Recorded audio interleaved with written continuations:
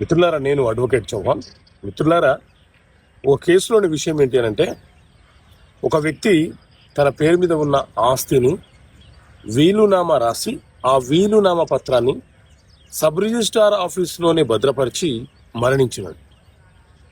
ఇప్పుడు ఆ వీలునామా ఎవరికి రాశాడో కనుక్కోవచ్చా అనేది ఒక సందేహం. మిత్రులారా, వీలునామా అంటే ఎవరైనా ఒక వ్యక్తి తనకు ఏదైనా ఒక ఆస్తి మీద పరిపూర్ణమైనటువంటి హక్కులు ఉంటే అతను ఎవరికైనా వీలునామా రాయొచ్చు.